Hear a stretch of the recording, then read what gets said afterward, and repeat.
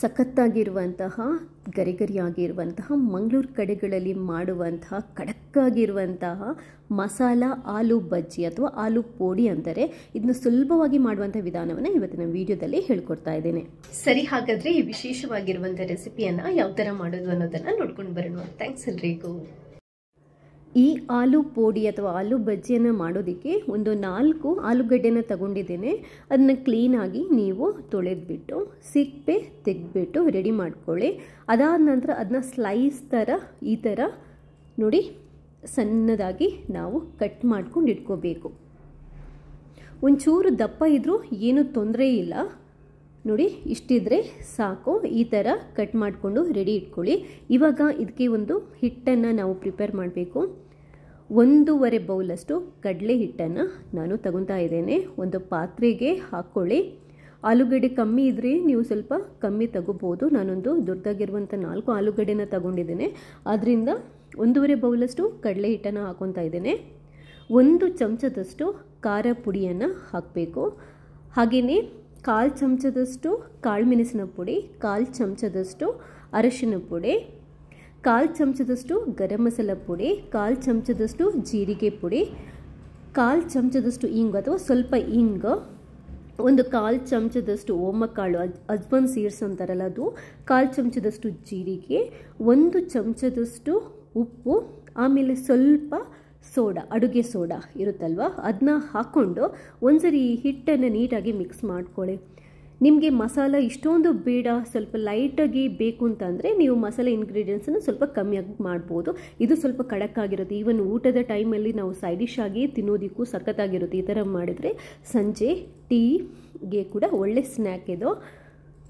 ಚೆನ್ನಾಗಿ ಫಸ್ಟ್ ಹಿಟ್ಟನ್ನು ಗಂಟಿಲ್ಲದ ಥರ ಮಿಕ್ಸ್ ಮಾಡ್ಕೋಬೇಕು. ಕಡಲೆ ಹಿಟ್ಟು ಕೆಲವೊಂದು ಸರಿ ಗಂಟು ಇರುತ್ತೆ. ಅದಕ್ಕೆ ಚೆನ್ನಾಗಿ ಒಂದು ಬೀಟರ್ ಸಹಾಯದಿಂದ ಬೀಟ್ ಮಾಡಿಕೊಂಡು ಅಥವಾ ಸ್ಪೂನ್ ಸಹಾಯದಿಂದ ಬೀಟ್ ಮಾಡಿಕೊಂಡು ಮಿಕ್ಸ್ ಮಾಡ್ಕೊಳ್ಳಿ. ಮಸಾಲೆ ಎಲ್ಲ ಕರೆಕ್ಟಾಗಿ ಮಿಕ್ಸ್ ಆಗಬೇಕು. ಅದಾದ ನಂತರ ನೀರನ್ನು ಹಾಕಿಬಿಟ್ಟು ನಾವು ಹಿಟ್ಟನ್ನು ಕಲಿಸ್ಕೊಳ್ಳುವಂಥದ್ದು. ಫಸ್ಟ್ ಸ್ವಲ್ಪ ನೀರು ಹಾಕಿ ಒಂದು ಅರ್ಧ ಲೋಟದಷ್ಟು ನೀರನ್ನು ಹಾಕಿ ಹಿಟ್ಟನ್ನು ಕಲಿಸ್ಕೊಳ್ಳಿ. ಹಿಟ್ಟು ಸ್ವಲ್ಪ ದಪ್ಪ ಆಯಿತು ಅಂತಂದರೆ ಮತ್ತೊಂದು ಸ್ವಲ್ಪ ನಾವು ನೀರನ್ನು ಹಾಕ್ಕೊಂಡು ಕಲಿಸ್ಕೋಬೋದು. ಒಂದೇ ಸರಿ ಜಾಸ್ತಿ ನೀರು ಹಾಕಿ ಕಲಿಸ್ಕೊಳ್ಳೋದಕ್ಕೆ ಹೋಗಬೇಡಿ. ಯಾಕಂತಂದರೆ ತುಂಬ ತೆಳ್ಳಗಾದರೆ ಆಮೇಲೆ ಮತ್ತೆ ಹದ ಹೆಚ್ಚು ಕಮ್ಮಿ ಆಗೋಗುತ್ತೆ. ಈ ಹಿಟ್ಟು ಸ್ವಲ್ಪ ಗಟ್ಟಿಯಾಯಿತು. ಇದಕ್ಕಿಂತ ಸ್ವಲ್ಪ ತೆಳ್ಳಗೆ ಬೇಕು. ಕೆಲವರು ತುಂಬ ದಪ್ಪ ಹಿಟ್ಟಲ್ಲಿ ಈ ಬಜ್ಜನ್ನು ಮಾಡ್ತಾರೆ. ಅವಾಗೇನು ಅಂತಂದರೆ ಬಜ್ಜಿ ಮೇಲೆ ದಪ್ಪ ಮಸಾಲೆ ಇರುತ್ತೆ, ಅದಷ್ಟೊಂದು ಇಷ್ಟ ಆಗಲ್ಲ. ಬಜ್ಜಿ ಮೇಲೆ ಸ್ವಲ್ಪ ಲೈಟಾಗಿ ಮಸಾಲೆ ಇದ್ರೇ ಅದು ತುಂಬ ಚೆನ್ನಾಗಿ ಕ್ರಿಸ್ಪಿಯಾಗಿ ಬರುತ್ತೆ. ನೋಡಿ, ಚೆನ್ನಾಗಿ ಒಂದು ಬೀಟರ್ ಸಹಾಯದಿಂದ ಚೆನ್ನಾಗಿ ಕಲಿಸ್ಕೊತಾ ಇದ್ದೇನೆ. ಈ ಹದ ಪರ್ಫೆಕ್ಟ್ ಆಗಿದೆ. ಇನ್ನು 2 ನಿಮಿಷ ನೀವು ಬಿಟ್ಬಿಡಿ. ಅಂದರೆ ಈ ಹಿಟ್ಟನ್ನು ರೆಡಿ ಮಾಡಿ ಒಂದು ಸ್ವಲ್ಪ ಹೊತ್ತು ಬಿಟ್ಬಿಡಿ. ಅಷ್ಟೊತ್ತಿಗೆ ನಾವು ಆಯಿಲನ್ನು ಬಿಸಿ ಮಾಡ್ಕೋಬೇಕು, ಎಣ್ಣೆನ ಬಿಸಿ ಮಾಡ್ಕೋಬೇಕು ಬಜ್ಜಿ ಕಾಯಿಸ್ಲಿಕ್ಕೆ. ಬಜ್ಜಿ ಮಾಡೋ ಟೈಮಲ್ಲಿ ಆಲೂಗಡ್ಡೆನ ಈ ಹಿಟ್ಟಿಗೆ ಹಾಕೋಬೋದು.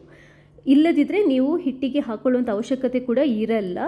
ಜಸ್ಟ್ ಈ ಹಿಟ್ಟಲ್ಲಿ ಮುಳುಗಿಸ್ಬಿಟ್ಟು ಫ್ರೈ ಮಾಡ್ಬೋದು. ನಾನೊಂದು ಸ್ವಲ್ಪ ಇದನ್ನ ಅಂದರೆ ಎಣ್ಣೆ ಕಾದ ನಂತರ ಈ ಹಿಟ್ಟಿಗೆ ಹಾಕ್ಕೊಂಡು ಇಡ್ತಾ ಇದ್ದೇನೆ. ಜಾಸ್ತಿ ಹೊತ್ತು ಹಿಟ್ಟಲ್ಲಿ ನೀವು ಆಲೂಗಡ್ಡೆನ ನೆನೆಸಿಟ್ರೆ ನೀರು ಬಿಟ್ಕೊಂಡು ಈ ಹಿಟ್ಟು ತುಂಬ ತೆಳ್ಳಗಾಗುತ್ತೆ.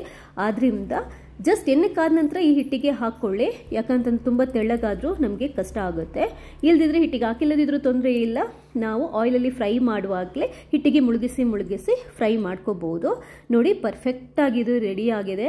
ಈ ವಿಧಾನದಿಂದ ಮಾಡಿದರೆ ಹಿಟ್ಟು ಜಾಸ್ತಿ ಅಂಟ್ಕೊಳ್ಳಲ್ಲ. ಕೆಲವೊಂದು ಬಜ್ಜಿಗಳಲ್ಲಿ ನೀವು ನೋಡಿರ್ತೀರ ಹಿಟ್ಟು ಮೇಲೆ ದಪ್ಪ ಇರುತ್ತೆ, ಆ ಥರ ಆಗಲ್ಲ. ಸೊ ಈ ಹದ ಪರ್ಫೆಕ್ಟ್ ಆಗಿದೆ. ನೀವು ಫ್ರೈ ಮಾಡುವಾಗ ಈ ಥರ ಹಿಟ್ಟಲ್ಲಿ ಮುಳುಗಿಸ್ಬಿಟ್ಟು ಆಯಿಲಲ್ಲಿ ನಾವು ಬಿಸಿಯಾದ ಕಾದ ಎಣ್ಣೆಯಲ್ಲಿ ಬಿಡಬೇಕಾಗುತ್ತೆ. ನೋಡಿ, ನಿಧಾನಕ್ಕೆ ಈ ಥರ ಹಾಕ್ಕೊಳ್ಳಿ. ಹಿಟ್ಟೊಂದು ಸ್ವಲ್ಪ ತೆಳ್ಳಗಾಯಿತು ಅಂತ ಅನಿಸಿದರೆ ಮತ್ತೊಂದು ಸ್ವಲ್ಪ ಕಡಲೆ ಹಿಟ್ಟನ್ನು ಹಾಕ್ಕೊಂಡು ನೀವು ಹಿಟ್ಟನ್ನು ಹದ ಮಾಡ್ಕೊಳ್ಳಿ. ತುಂಬ ದಪ್ಪ ಆಯಿತು ಅಂತಂದರೆ ಚೂರು ನೀರನ್ನು ಹಾಕ್ಕೊಳ್ಳಿ. ಮೀಡಿಯಮ್ ಉರಿ ಇಟ್ಕೊಂಡು, ಮೀಡಿಯಮ್ ಉರಿಗಿಂತ ಸ್ವಲ್ಪ ಜಾಸ್ತಿ ಉರಿ ಇಟ್ಕೊಂಡು ಫ್ರೈ ಮಾಡ್ಕೋಬೇಕಾಗುತ್ತೆ. ಆವಾಗವಾಗ ಮಗ್ಸ್ತಾ ಇರಿ.